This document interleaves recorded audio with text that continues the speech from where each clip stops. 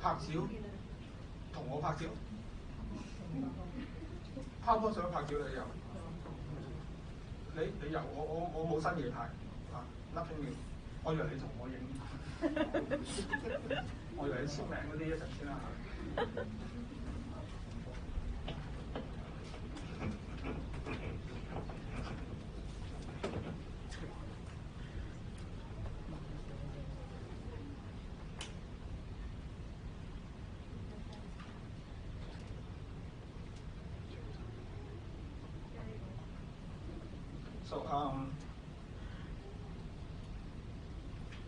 So happy to see you all again. Welcome back to my class. But this is not a lecture. Revision class only, right? So be relaxed. Don't expect too much. So we are going to discuss the examination format and something you have to pay attention with. But don't expect that I'm going to give you more answer, right? So revision class, right? Revision class. So to help you to handle the exam, I mean, maybe we have a shortcut here. With the exam papers here. So how about I open a file, and everyone take a photo. We finish the class within 5 minutes, right? So prepare your camera. So this file is the exam paper. So let me open it. But a password required, right? And the password is my birthday, and including my year. So that would be top secret, right? So no one can know the password, the year of my birth. Okay, so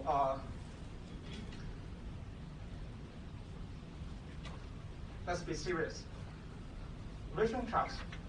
So the first thing to talk about the exam format first, right? The exam format.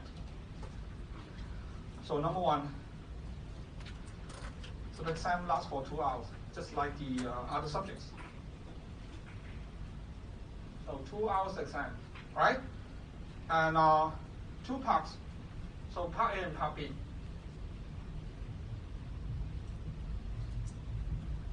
Part A and part B. So part A, short questions.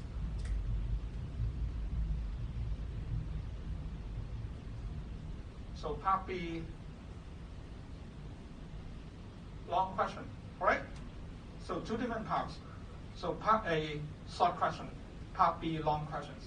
So in part A, you choose 3 questions out of 5. So you have options in part A, right? So it means that you can skip something. You are not really comfortable in part A. So in part B, so 1 out of 2. 1 out of 2. So you still have a choice, okay? So optionals in part A and part B. So in part A, each questions carry 20 marks. And in part B, each question carries 40. So in total, part A 60, and part B, which is 70. Okay? So that's the distributions on the 2 different parts. So let's talk about part A first. So remember, part A short questions and part B long questions here.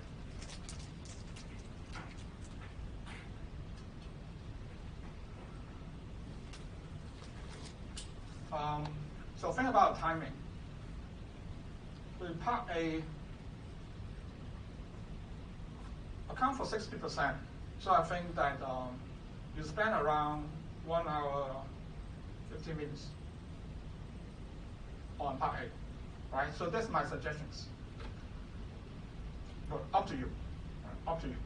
But that's my suggestions. So based on the distribution of mark C, right, around 1 hour and 15 minutes. So part A, what I mean by short questions? So make a guess. Very short, right? Short question means very short questions. So what I mean by short questions here? Short answer, maybe, right? Maybe, but not exactly. So normally what I mean by short questions? Direct questions. you will be asked to explain something and to clarify some legal concept. And you got a story here. So you don't have to deal with the facts normally. Right? Okay, two kinds of questions in part A.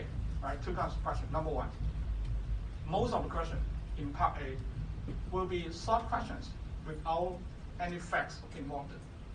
So you only need to clarify something and to explain something. Okay? So that's the first type. So the second type, you have a story here. The story will be short, a very short story. So you have to identify the issues and then to explain the law, and hard facts using the ALEC, right? The methodology you already learned. So you have to be very careful. You have to be very careful in part A in answering questions related to, when you ask to clarify something, explain something. So that's to test your conceptual understanding of some legal principle. So don't make it wrong. Because maybe I'm going to ask you a question that tend to be misleading, right? Tend to be misleading. So you have to really make sure that you really understand everything. Read the questions carefully, right? So don't jump to conclusion. Don't jump to the answer easily. I don't think that will be very difficult, but provided that you understand. Okay? So another type, short questions. So it means that you have a story here, and you have to deal with the facts. So you have to advise someone and to resolve some kind of problems here. The story will be short, right? A very short story. So normally that story only involves one single issue. Normally. Okay? So that will be part A. Any questions? That will be part A. Any questions? Anything you want to know on part A? All right? This, okay? I'm okay? So that's part A. So remember that you have choice, right? 3 out of 5. Don't answer all the questions. You waste your time, right? Because it happens. It happens before. Some students, they answer all the questions. So that will be waste of time. I just mark 1 to 3, right? And then to ignore 4 or 5. Because you only have to answer 3 out of 5, right? So remember that you have a choice there. So about part 2, in part 2, long questions, of course. Long question means you have a story here, and you have to deal with the facts in part B. So in part B, no direct questions. Right? You don't have any questions to ask you to explain something or to clarify something, no. So that will not be the question type in part 2, in part B. So you have to deal with story, okay? The story comparatively longer than part A. So around little bit more than half page. Okay? So a longer story, and you have to deal with the facts. And you have to be careful. You have stories to deal with. But maybe, right, maybe, because there are 2 kinds of questions in part B. So 1, right, 1. Single story, right, a single story. But different questions based on the same facts here. A story happened to John. Then 4 questions being asked, related to the story of John. So that's type 1. But we have another type of story that actually they're unrelated. Say like the long question being divided into 3 parts. So part A is the story of Mary. So part B is the story of Robert, and then part C is the story of Lulu, right? And they're unrelated. So I have to remind you that, because some students made a mistake. So they mix up the 2 different stories. Well, actually they are not related, but they mixed up, right? So when they're advising for Lulu, so they mix up the fact with Peter, but actually they are unrelated. So you have to read the questions carefully, okay? Because there are 2 kinds of questions regarding long question, right? One is single story, many different questions, but based on the same fact. Another kind, different story, they are unrelated. So you have to be very careful, all right? So that's the exam. Any question you want to ask? Anything regarding the format of the examinations? Regarding the format? Anything you want to know? Your last chance to ask questions regarding the format. Well, I think time distribution is something really important. So in part A, I suggest that 1 hour, 50 minutes, and so it means that in part B, around 45 minutes. So more than enough. I think 45 minutes, more than enough. So I can tell you, more than enough.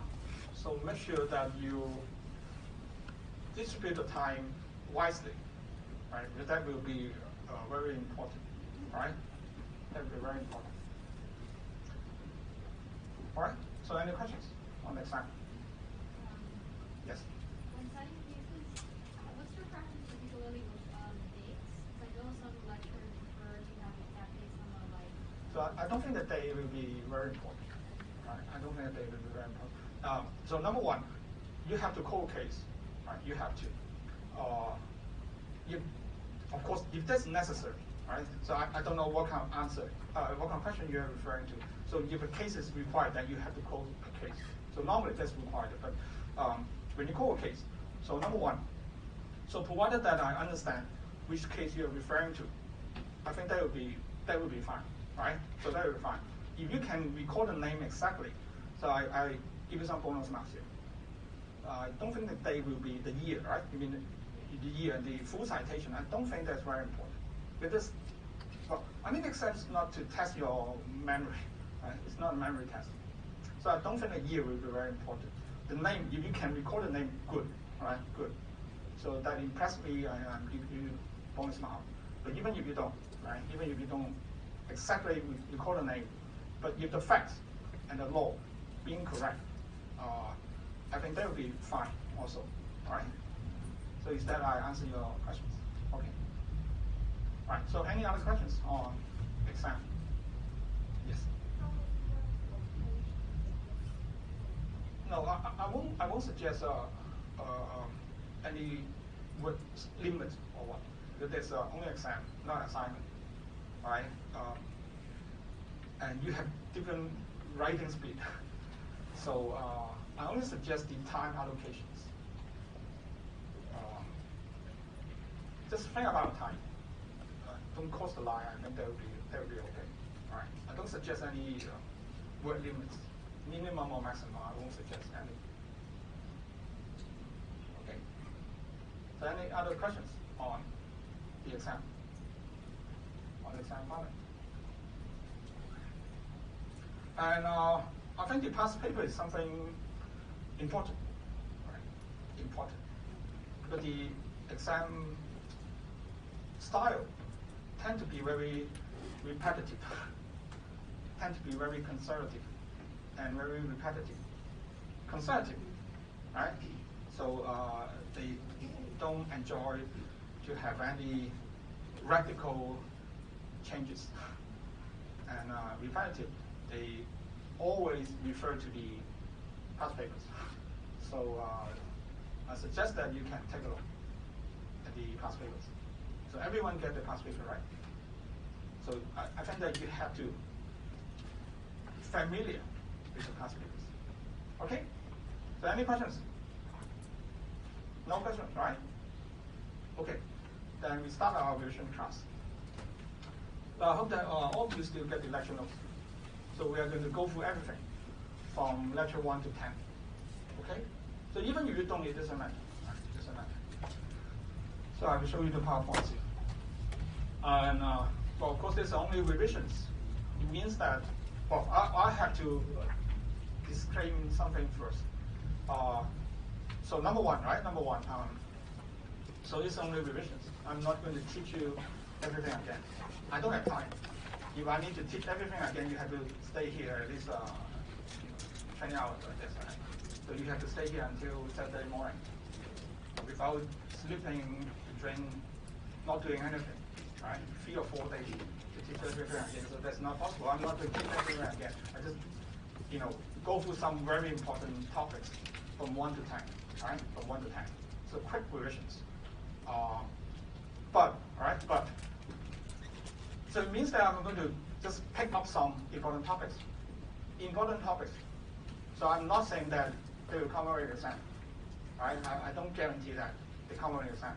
Or anything being missed in the revision class, I'm not saying that they will not come over in exam, right? So I disclaim, I'm a lawyer, right? So I'm used to disclaim all the liability first, right?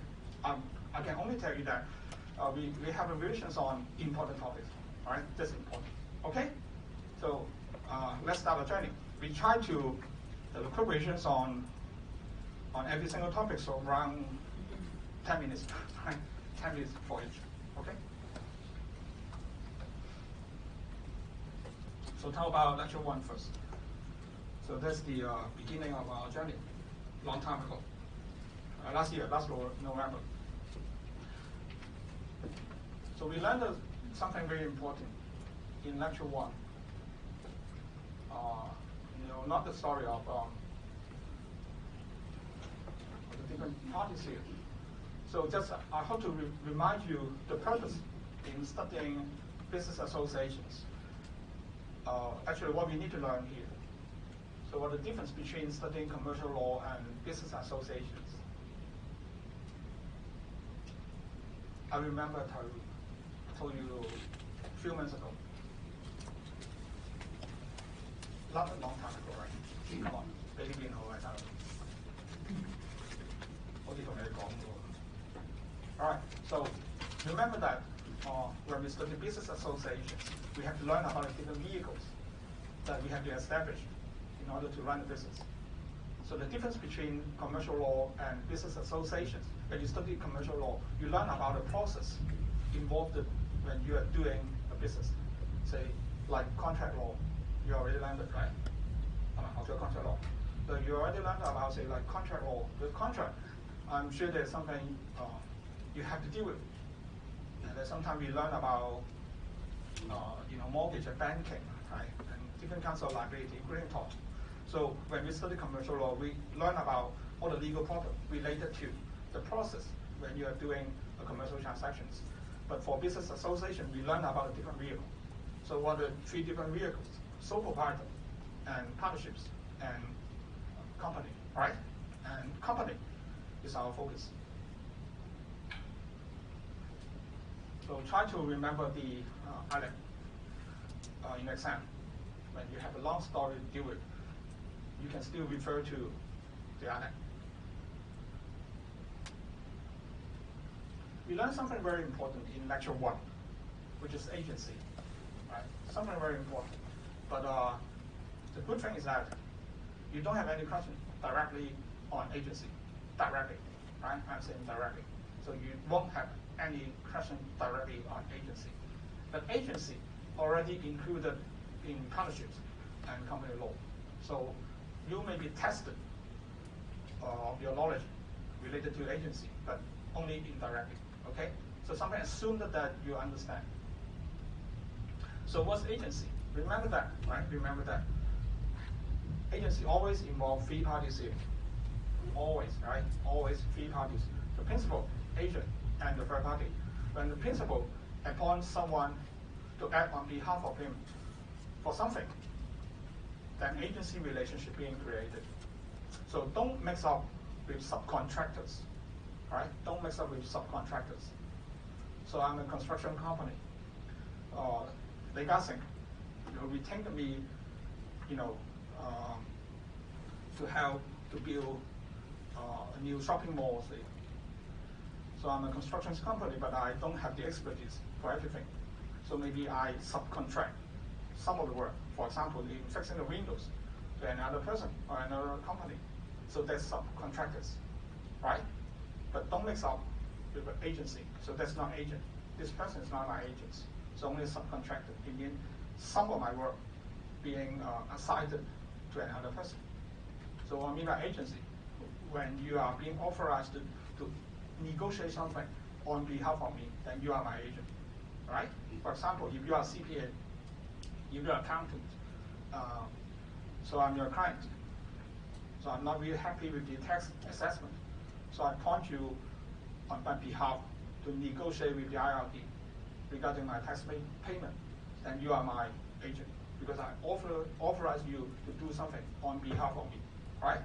So when you agree anything with the IRD, that will be binding to me. So that is agency, okay? So never mix up agency with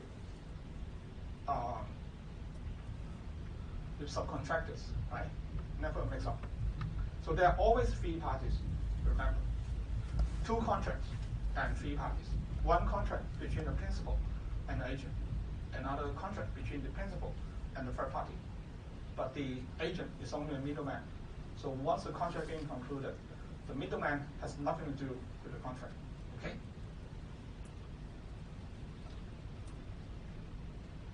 So we also need to learn about the appointment of agents. So why so important? So if agency can only be created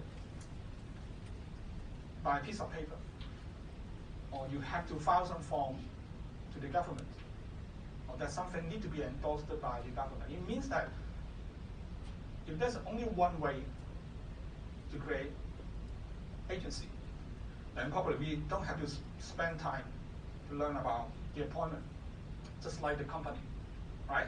Think about a company. How to have a company? Incorporations. So how to incorporate a company? You have to file the incorporation form, you have to file the articles. So it means that there's only one single way to have a company. You don't have any alternative way in having a company. So we don't have to spend time to learn about the different ways of appointment or creating a company. No, we don't have to. Because there's only one single way to do so. But we have to learn about the appointment agent because agent can be created, in many different ways here. So I don't have time to go through everything again, but I just need to remind you whether an agent being appointed or whether agency relationship being created, that's all a matter of facts, right? It's all a matter of facts. So we always rely on the substance, but not the form. So how many of you still remember? Forms and substance, right? Very important concept in common law. So normally in common law, we rely on substance, but not the form. So it means not the superficials, but what actually happened, right? So whether agency being created is a matter of fact, depends on the fact. Whether something being done by the principal, right? And there are many different ways to do so. Okay, so that's all about the appointment agency.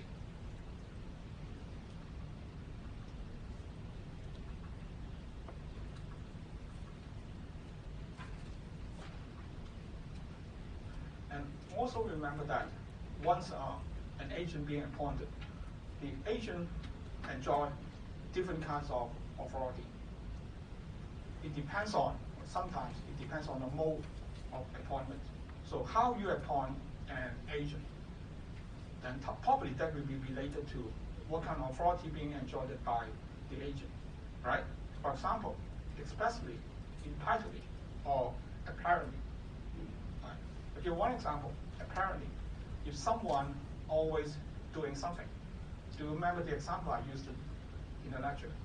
So a secretary being, the secretary helped her boss to negotiate the interest rate with the bank, right? So that lasts for more than 5 years. So the interest rate being agreed by the secretary with the bank, being always approved by the boss later on. So even without any document, even without any official appointment of the secretary, so in negotiating the interest rate with the bank, but well, there's something always happened, right?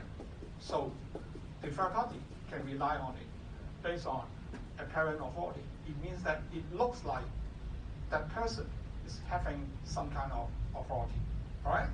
So again, remember that we look at the facts here. So actually what happened, right? What happened? Because agency law is somehow common law concept, means that we are not relying on any statutes, but the common law principle here, okay? So that is, so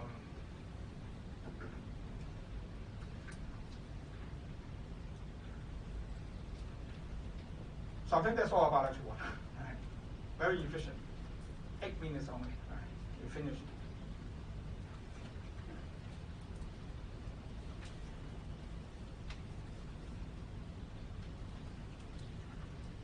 So let's take a look about lecture 2.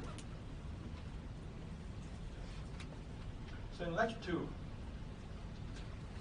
we learned about sole proprietorships and partnership. Okay? So how many of you still remember sole proprietor?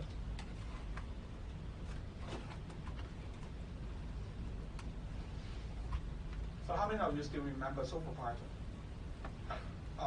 I told you already, just a few minutes ago. Business association means that we try to learn the different business vehicle, okay, right? So the first thing, or the first question to ask, so how to set up that vehicle? If I want to run a business, for example, as a sole proprietor, with a partnerships, or to have a company. So the first question to ask is, how to have it, right? How to have it? How can I run the business as a sole proprietor? So, how to do it? If I want to run the business as a sole proprietor, if I decided that I'm going to run the business as a sole proprietor, right? So sole proprietorships will be the preferred form of business in my situations. Then how can I own a sole proprietorship? How can I be a sole proprietor? What you have to do? Come on. Nothing. Nothing. The answer is nothing. The answer is good, right? So very good answer. Yes, exactly. So what you need to do in order to run your business as a sole proprietor, the answer is nothing. Why it's nothing? Because you are already a sole proprietor. What I mean by sole proprietor? Sole proprietor means just you, yourself, right? Yourself. Do you remember the example I used it? So I'm an Apple fan, right? You still remember. When Steve Jobs first introduced the iPhone, so at that time, people were using the stylus, the pen, to interact with the something we call the PDA, right? Personal digital assistance, a very small computer. Right? It was once very popular before the iPhone, right? Before the iPhone. So everyone needs to have a pen and a keyboard. But Steve Jobs, at that time, telling everyone that you don't have to, right? You don't have to, because you have the best inputting device, which is your finger, right? And everyone get your fingers. So we give up all the keyboard, right? When we don't have the stylus, we don't have the pen. Just use your fingers, because you are the best inputting device when you want to interact with any China products. So think about that. Remember, for sole proprietor, so it means yourself, right? Yourself is sole proprietor. So you don't have to do anything. You can always be a sole proprietor, and you can work as a sole proprietor immediately at this moment. For example, when you are buying or selling anything, then you are a sole proprietor, right? So you don't have to do anything. How about partnership? How about partnership?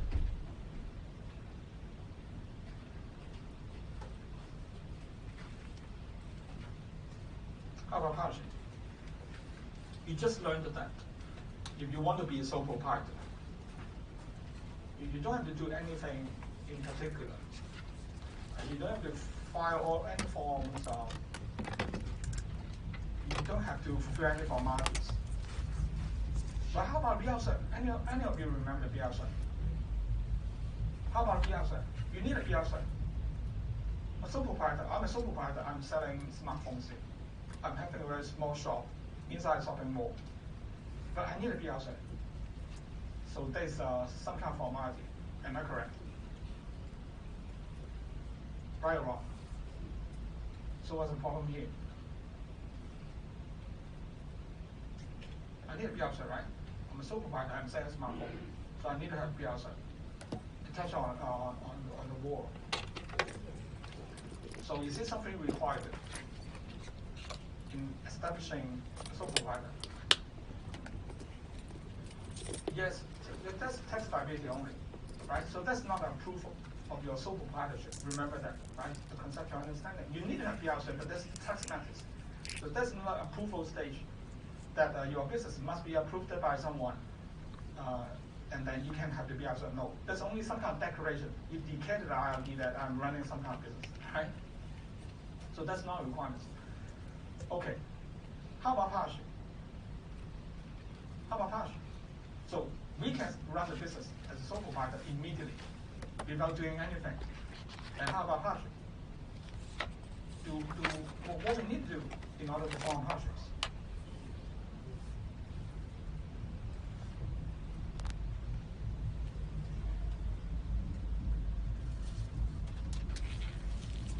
So how about partnerships? Do you need to have any kind of registrations of the government? Do you need any kind of approval from the government? Yes or no? No. You don't have to. Remember that, right? You don't have to. Why? Because the partnerships is only a contractual relationship. You have to do something if you want to have partnerships. Because a partnership means at least more than one person. One person cannot form partnership, right? One person cannot.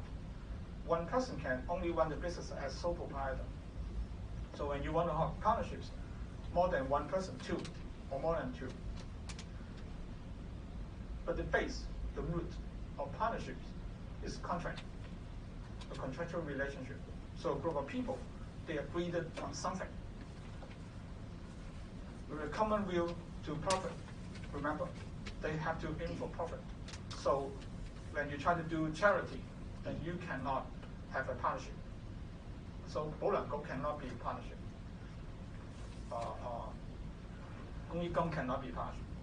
It's not possible. But that's charity. So think about partnerships. They are accountants, lawyers, right?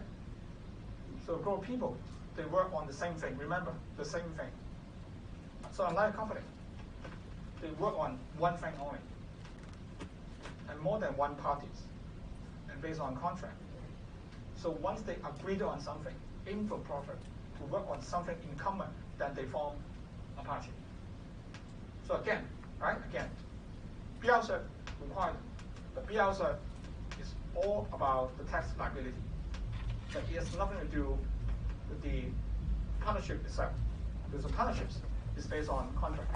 So once contractual intention being proved, then you have partnerships. So remember that if we want to identify partnerships, there's no one thing being conclusive. We have to consider many different factors here. The most important one is intention, right? Intentions. Whether the parties here want to form partnerships, then we have two cases here. I don't have the time to explain everything once again, but just remember, right? Just remember, a partnership based on contractual relationships, and there's no one single document in order to prove the existence of a partnership. You always need to think of many different factors, and for all the different factors, the number one, right? The first and the most important one that we have to consider is the intention of the parties. Okay? If you want to understand intention, then you read this case again.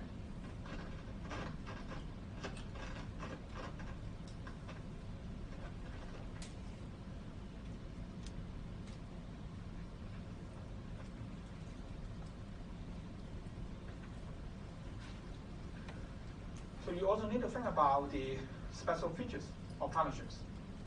Something very special to partnerships. Number one, right? Number one, no separate legal personality. So remember that partnership actually means a group of people, right? A group of people. So to describe a group of people, for example, three different guys here. So we call them on the first row, right? Three different persons here as the brotherhood of equity or brotherhood in home use space. In my previous intake, a few ladies, they call themselves as legal angels. Right? they actually call themselves a legal angels as a group. They form a study group, right, with the name the Legal Angels. So that's something like a partnership. The partnership means a group of people, right? But each of them can still be identified and no separate legal entity. So the partnership itself is not something new being created. So partnership is all about, something work together. Not something, some people work together. They form a group.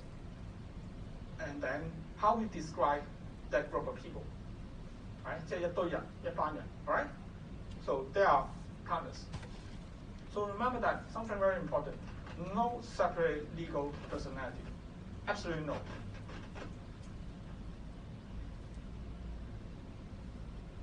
And then think about liability. How about liability? So in terms of liability, for example, we're comparing a company and partnerships. So which one will be preferred regarding liability? So which one you like? You feel safe. Yeah, limited company. So why you don't feel safe with partnership? What happened? If you are one of the partners in a partnership, so you think of the partnerships. So normally for the law firms, accountants, so they are extremely prudent, extremely cautious in admitting a new partner. Why?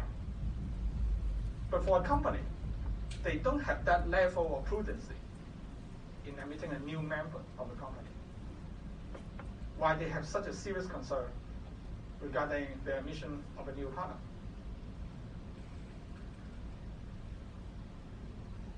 Why it is so serious in being a partner in a partnership? When you think about liability, what kind of liability that need to be faced by the partners?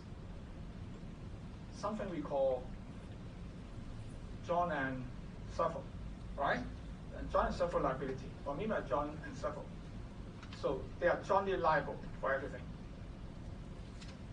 If a liability being incurred for $100, and there are 4 partners, so 4 of them need to handle that $100 liability, right?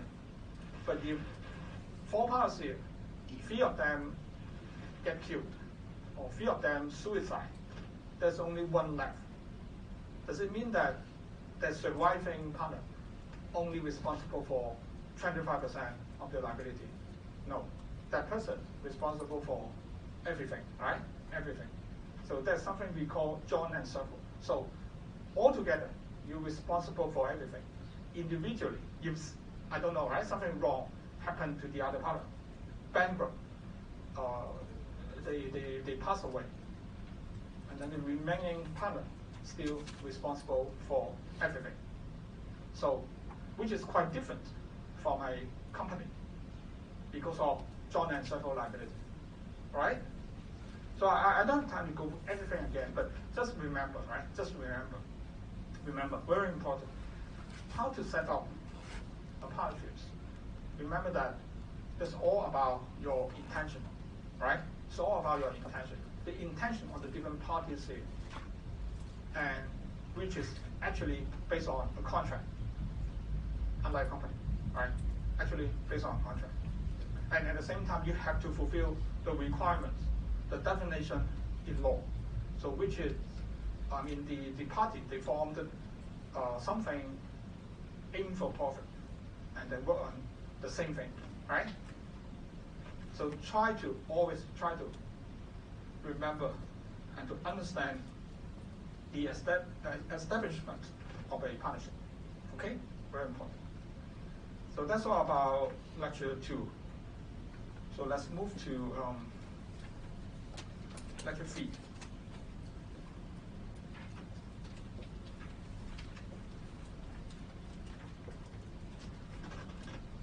Okay. So lecture 3.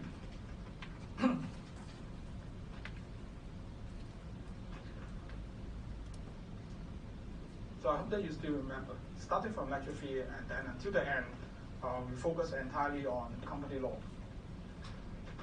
So what's a company? What's a company?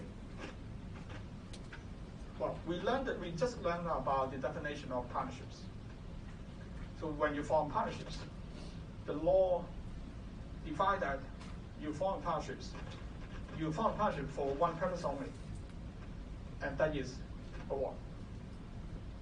Environmental protection. Right? No. When you form partnerships, you can only aim for one thing: profit, right? So you cannot aim for anything other than profit.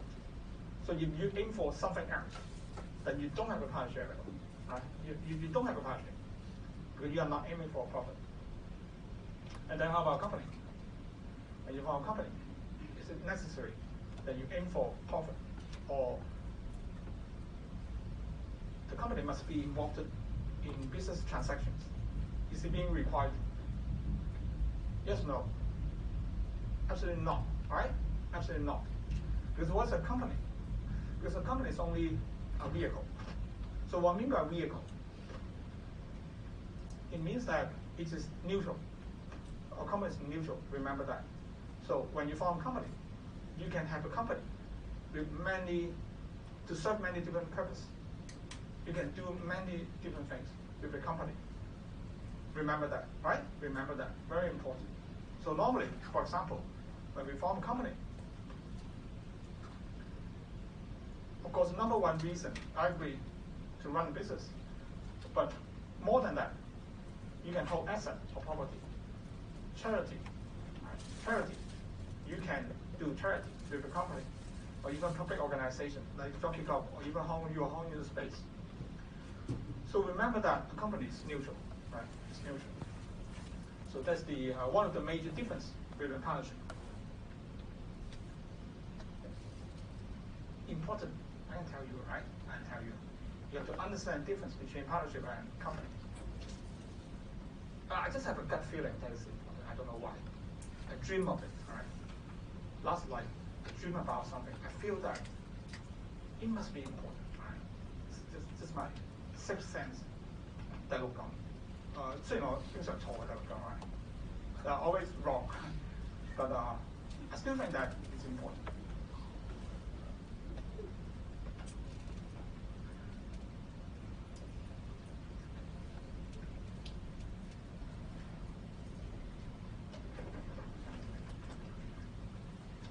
So remember that. So we have 5 different kinds of company here, right? We have 5 different kinds of company. So we don't have to learn, we don't have to memorize the different kinds of company one by one. We only need to understand the keywords. So what are the keywords here? For example, public and private, limited and unlimited. And also what we mean by limited by guarantee, what we mean by limited by shares. So by understanding the different key concepts, the key points here, then we understand the different kinds of company. Okay? So that's very important. How many of you still remember why we don't have listed company here? Well, we have listed company in Hong Kong, right? I'm sure for that. We have the stock market, so we have listed company. But why we don't have listed company here? So this is company law. And company law lists out the different kinds of company here. So why we don't have listed company here? 點解冇上市公司嘅 Why we don't have listed company here? So the company law, section 66, stated the different kinds of company. So where's the listed company? Why listed company is not here? Conceptual understanding. Because of what? The different kinds of company listed out here, it means that based on company ordinance, you can incorporate a company, right? With the 5 different kinds here. But you cannot incorporate a listed company, remember that. Right? You cannot incorporate a listed company. A listed company already existed before the company being listed.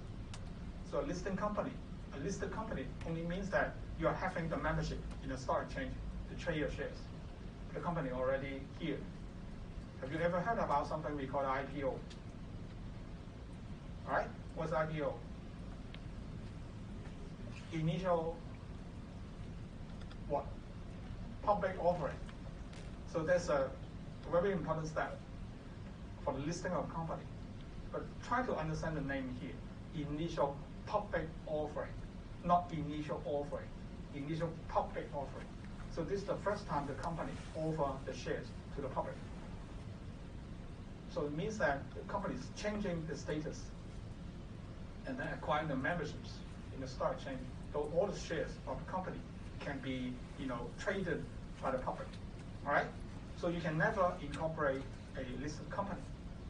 But this company existed before a company can be listed. Do you understand that concept here? So based on section 66, you can only incorporate either one of the company here. Okay? So why incorporation is so important?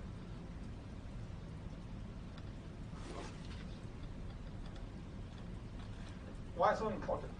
Well, we have to understand conceptual understanding. Remember, once again, for sole proprietorships, you can run your business as sole proprietor, sole proprietorships immediately without doing anything. You need a BR but that's only a tax method, right? Nothing more than a tax. And then for partnerships, contract. So both people, they agreed on something, intention, aim for profit, something in common, requirements in foreign partnerships. And then we have to understand the last one. How about a company? Number one, you cannot form a company immediately and calling someone that I have a company, right? My company calls us ABC Limited. I'm now the director, and you are the shareholder, you are the shareholder, you are the company secretary. No, you can't do it, right? Not possible.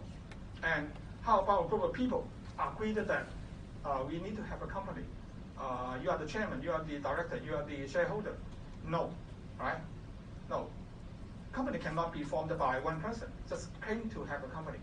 A company cannot be formed even by a group of people. They agreed on it. No, right? Because we have to follow formality. So something we call incorporation. We have to go through a process that we call as incorporations. Right? Remember that. So only by fulfilling all the requirements in incorporation, then a company can be formed. And there's no shortcut. Right? No, that's not possible for a company to be formed, alternatively or by any other means. So very important. So what I mean by incorporation actually refer to the process being done by registration. So very important. If I ask you questions, what is incorporation? So you can simply say that registration. Right? Registration. So it means that without registration, you can never have a company. If you claim yourself to have a company, and without registration, that is a criminal offense. Right? It's a criminal offense. You claim that you have a company here, but you never actually formed it by registration. That's a criminal offense. Okay? It's a criminal offense. Okay. So, registrations. How to do registrations? Or what we need to do regarding registrations. Of course, there are two things, right? Two things. Two documents. So number one is the articles. The other one is the incorporation forms here. So you have to file the incorporation forms, and you need to prepare the articles. And then you have to file all these documents to the company. To the company registry. So this is the incorporation forms for the public company, limited by shares. So you have to fill in all the items here, right? Every single one. You have to pay all the fees, all the required information here. Right? You have to pay the fees, complete all the formalities, and at the same time to submit the articles, right? Everything. When everything in order to the company registry, then you have something we call the certificate of incorporations. So which is the birth certificate of a company. Just like the birth certificate of a human being. 出世紙. And remember, this thing is conclusive, right? Conclusive evidence. So this is the date here. So the date here refer to the birthday of that particular company, and that cannot be challenged. So someone tried that, but failed, right? Already ruled by the court. It was it can be challenged even under a court actions because this is conclusive evidence. No one can argue on it. Right? You can't argue that the company being operated, earlier than this date. No, that will not be accepted. So this date is conclusive. Okay. So remember that. Always think about the three different vehicles here. Sole proprietorship or sole proprietor, you can have it. You can run your business as a sole proprietor immediately without doing anything. For partnerships, once again, a group of people, they agreed on something, so contract being formed. They must be in for profit, not anything else. They have to do something in common, right? So a partnership cannot be enterprise. Why a partnership cannot be enterprise? What do you mean by enterprise? With a multi-business scope, right? That's what we mean by enterprise. 一個企業 just like 長江, right? Just like maybe 華潤, right? So it means that they are having retail communications, property. That's what we call as enterprise, right? So multi-operations. But that's not possible for partnerships because the law defines that partnerships can only work for one common thing.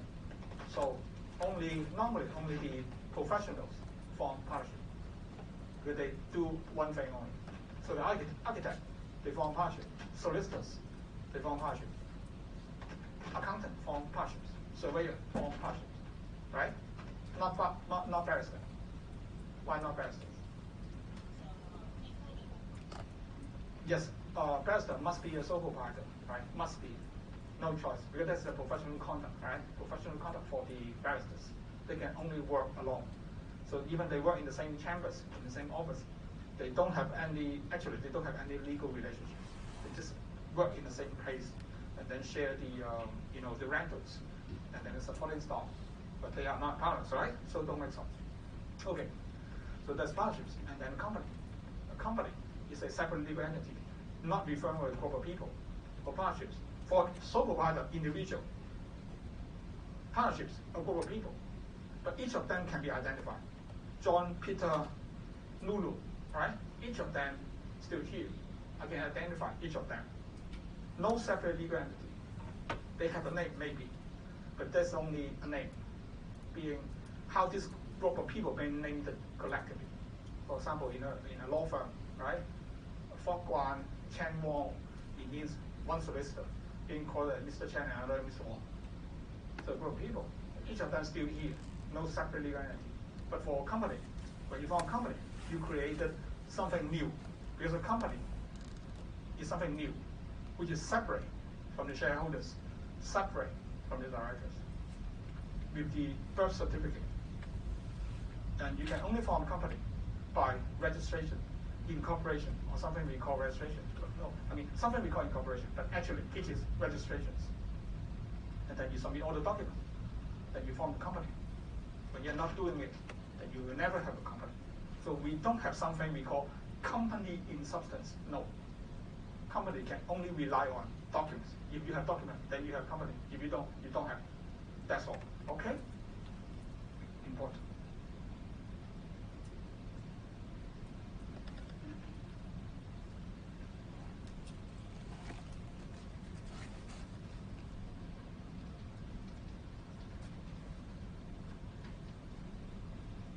See anything else? The company.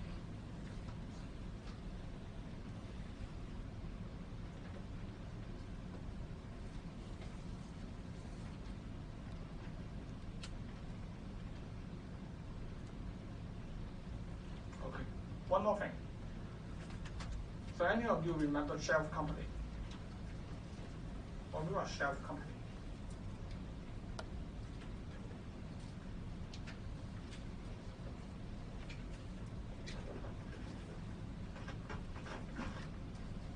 Or in a shelf company? Well, because we just learned about incorporations.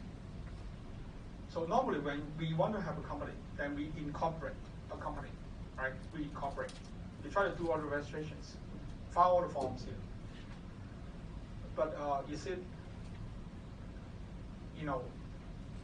from a practical standpoint, is it the only thing I have to do in order to set up a company? Do we have a shortcut? No, you forgot the magic answer. Do you remember? Suppose you are a lawyer, right? Someone asks you a question. So don't jump to the answer easily. What are the magic words? It depends, right? It depends. It depends. Okay. You're right, I think, but it depends. Why? Why it depends?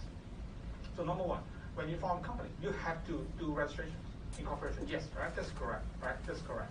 But it doesn't mean that the incorporation must be done by yourself, right? So someone do it first. Someone do it first, because we have a very special concept, something we call the shell company. Right? So don't mix up with the shell company, not SHELL. Not shell company here, not shell. Not shell company, right? Shell company is something like empty. It means nothing inside the company. Then we call the shell company, right? Just shell, right? So empty. It means no asset, no operations. But we have something we call shell company. So it means that someone already finished the incorporations. So the company already here, but the company remains dormant. What I mean by dormant? It means the company is not having any kind of transaction at all. Right? Dormant. Like a person in a coma, right? We call it dormant company. Any of you still remember dormant company? DORMANT, right? Dormant company. So why we need to learn about shell company? Because sometimes, well, normally when you want to form a company, you have to do registration. That's correct, right? That's correct, absolutely correct. But someone already finished the incorporation. So the company is still already here. Then you can save time. You don't have to do everything again. You just go to the law firm or the CPA firm or the company secretarial service company, right? In Hong Kong, Triker, right? You know Triker. So you just buy the existing company, but you pay the fees to the CPA firm or the law firm. So they help you transfer all the shares of this existing company already here, right? So you pay them, they help you to do some documentation. So all the shares transfer to you, and you will also be appointed as a new director. Then you can have that company immediately to save the time for registration. So that kind of company we call shelf company, okay? Shelf company. Well, shelf company is still here, but not as important as a decade before. Because now the system in the company registry already being simplified. So nowadays you can do something we call e-registrations. So you can almost do everything online and pay all the fees with your credit card. So the importance in having shelf company, is not as important as a decade before. But still we have this concept here. You can still acquire a company immediately. Sometimes because you don't care about, say, like the name of the company. You need a company. You need a company because you have some tax concern, right? Or liability concern. So I'm not actually using a company to run operation. So the name is nothing to me. I don't really care about the name. So you just give me a company here so I can use it, right? Then the law firm and then CPA firm, they always have to share a company. Ready, something already made. Then you pay for it, change the name, then you can have the company immediately, right? So this is something like an exception to the incorporation. But actually, that's not an exception. because a company can only be formed by incorporation. Just someone, already finished the job for you, right? And then you pay for it, and then you do the transfer of the shares, and then you acquire the company, just to save the trouble. But a company can only be established by incorporation. That is correct, okay? So I think that's all about lecture fee, right? Lecture fee. So let's take a look at lecture 4.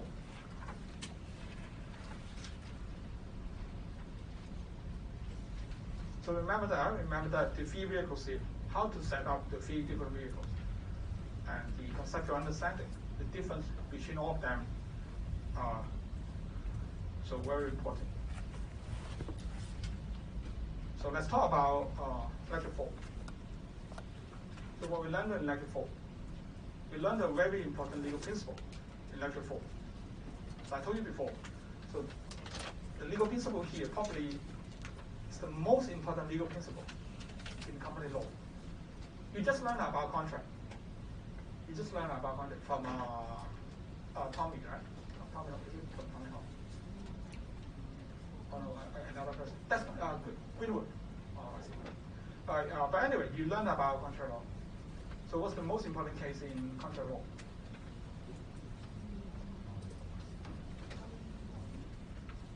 The most important case. The most important case in contract law. Contract law, come on, no, contract. No, carbonic smooth ball. Any of you still remember carbonic smooth ball? You first learn about, I guess, offer acceptance at the very beginning of contract law, right? You learn about offer acceptance. So carbonic smooth ball defined what means by a valid offer. Do you remember that advertisement? So someone used that smoke ball as a kind of drug to kill the flu, right? So carbonic smoke ball is the most important case in contract law. So you can always find that advertisement in the law firm and in the chambers as some kind of declaration, right? Some kind of declarations. And the most important case in tort is Stevenson versus Donahue. He decomposed the snail within the ginger beer, right?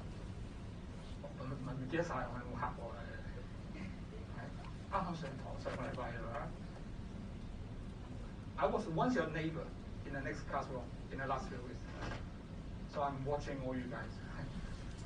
So I hope that you still remember. Okay, so the most important case in contract law is carbonic smoke ball. The most important case in tort law is Stevenson versus Donahue.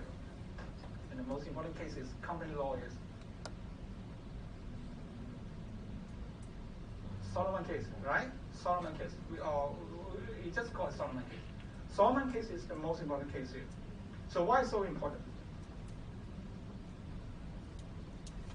So why Solomon case is so important? Because based on the Solomon case, we have a very important legal principle, right? Something even more important than principle. So we call it doctrine. Doctrine. 接近好似係定理咁上下，好似理科裏面我哋叫定理咁上下。Something even more important than just principle. So we have a doctrine of separate legal entity. So a company not equivalent to the owners. So that's a very important concept based on the Solomon case and based on Solomon principle. So why is so important? And why this case is so important? Right, because it established the principle of separate legal entity. But why? What we learned from this case is, what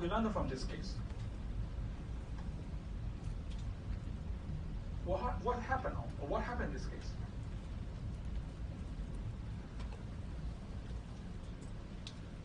So remember this guy, a shoemaker, right? He was running a shoe business, quite successful. So later on, he incorporated a company. And he hold, almost all the shares.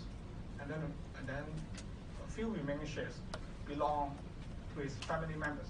So it means that Mr. Solomon actually control this company, right? Absolute control. So all the shares being owned by Mr. Solomon and his family members and this company. So actually run the same business as before. So Mr. Solomon, he was once a shoemaker, right? And then he incorporated a company doing the same kind of work. And he owned all the shares, okay? And then later on, this company was in trouble. This company was in trouble, and the liquidator want to argue that the liquidator want to argue that, well, come on, Mr. Solomon, you own all the shares. The business remain the same. So it means that for the business here, no matter before the incorporations or after incorporations, still the same, right? So the corporate form is not something new that can be ignored. If the company incur liability, then you also, the liability also belongs to you, and you cannot escape from it. So that's what happened in the Solomon case. And you understand the judgment. So something very important. Because it seems like, at first, in the first trial, the court agreed with it. The court agreed with the liquidators. Agreed with the liquidator to believe that if you form a company, so actually you are running the same kind of business, and then you own everything, then that company is not real, right? That company is still yourself. It's not a real company. But Mr. Solomon appealed the case in the House of Law. House of Law, something like the Court of Appeal in Hong Kong. The House of Law disagreed. A very important judgment being made. The company at law is a different person altogether. So even after the incorporation, the business is still precisely the same. Same person as manager, same hand received the company, received the profit. But the company is not agent, not trustee. The company is different. So even everything remains the same. You look at the judgment, everything, right? Everything remains the same. The same hands, same operations. Everything remains the same. But the court held that, so what? Once the company being incorporated, the company is different. So the liability of the company belongs to the company, not to the owners, after the Solomon case. So this principle being very well established, and we call it the doctrine of separate legal entity, right? So something firmly established under the company law. Very important, remember. So based on the Solomon case, we learned some implications here. So number one, the company is being independent authority.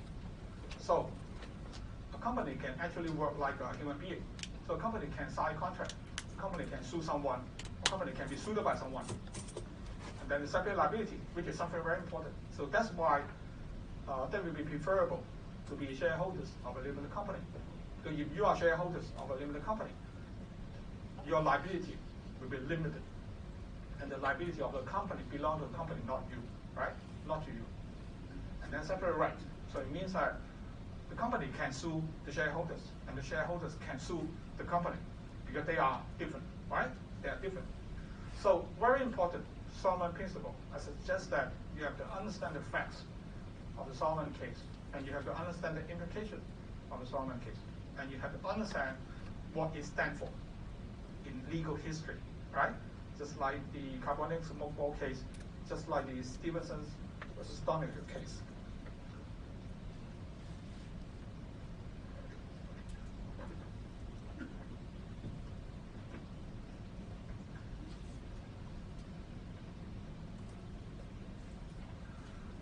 So the concept of separate legal entity is something so important, something firmly established in in the company law.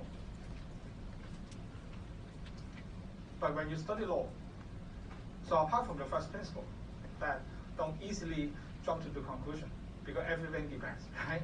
Everything depends. The second principle, even you learned a very important doctrine here, even you learn something very important here, which feel like to be overwhelming. And it seems like that it's always true, but there are always exceptions, right? When we study law, there are always exceptions.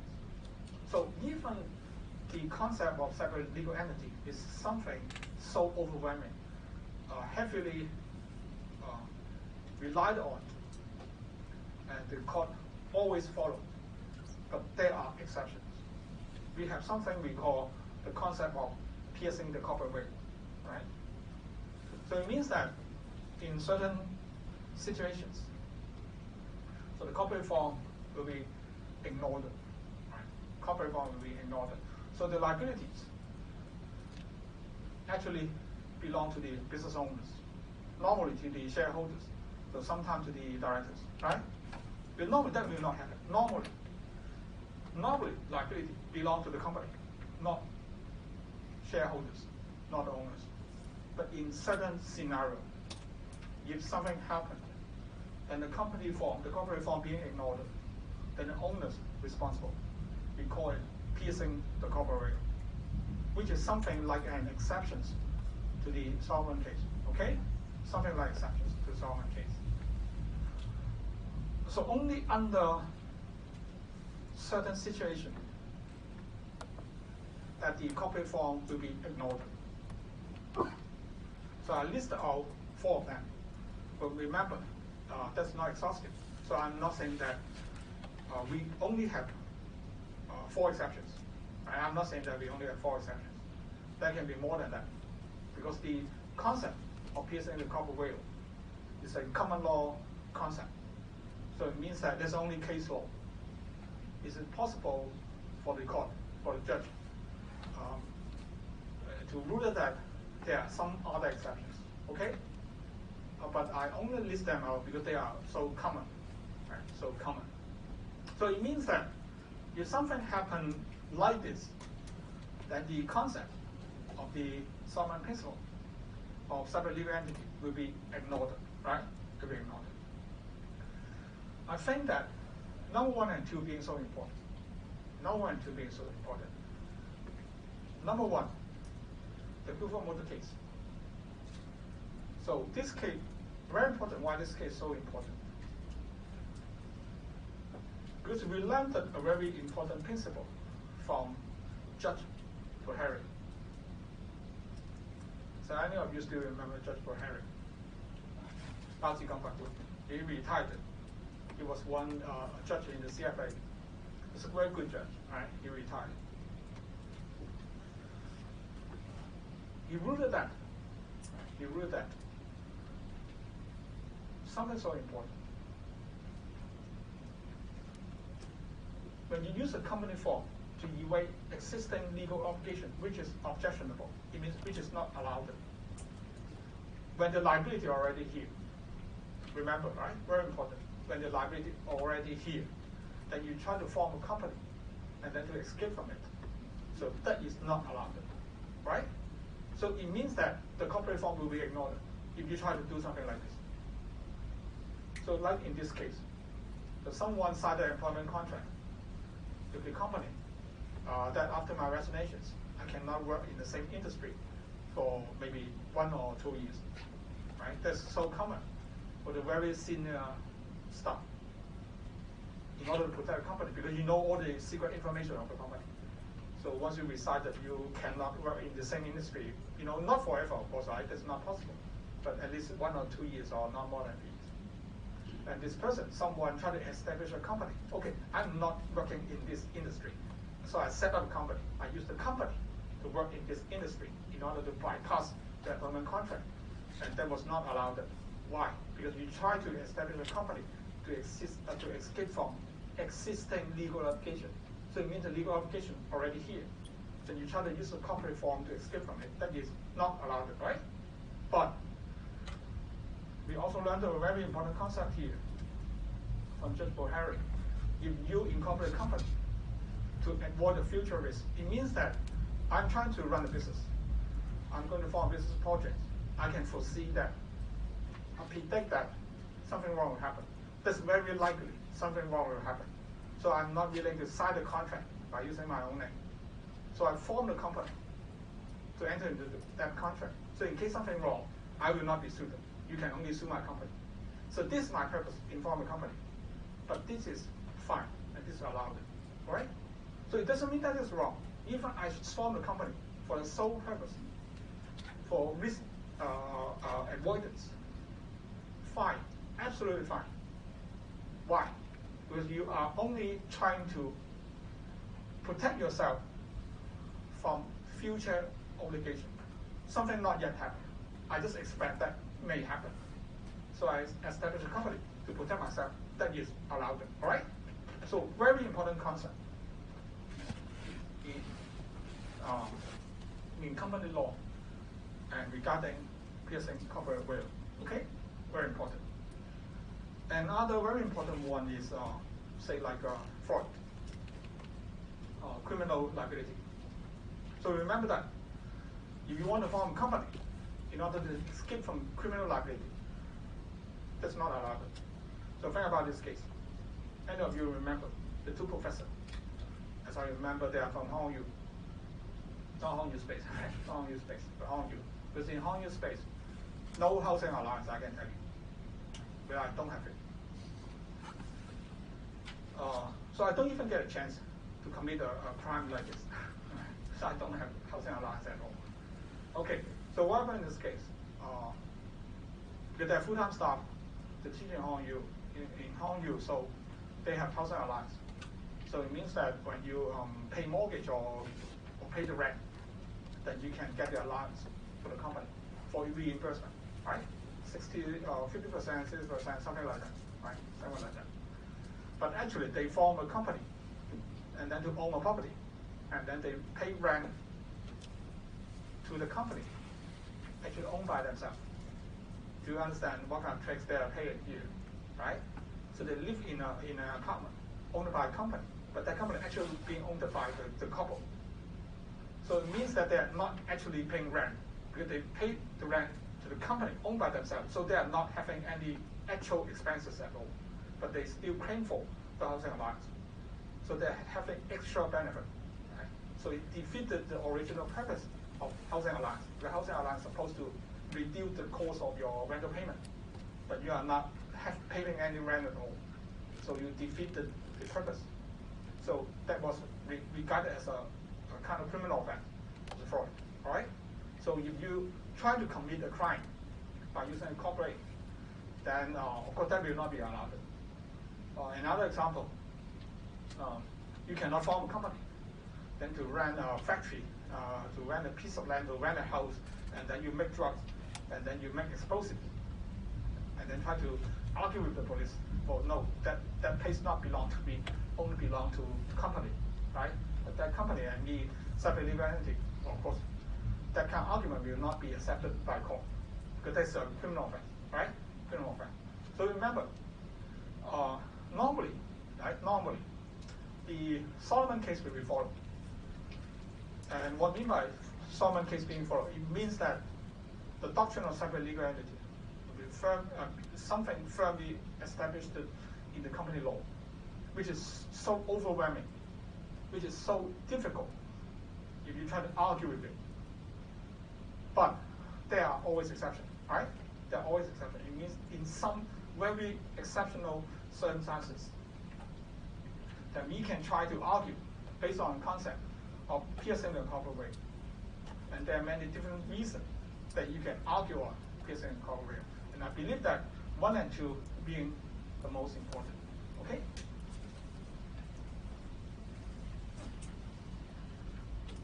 So anything else?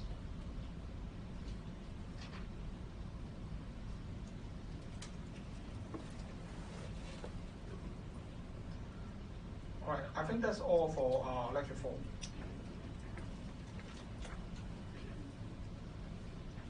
Then let's talk about lecture 5. Maybe we have a break. Okay, we have a break for 15 minutes. And then we talk about lecture 5. And then from 5 to 10. Okay? We have break first.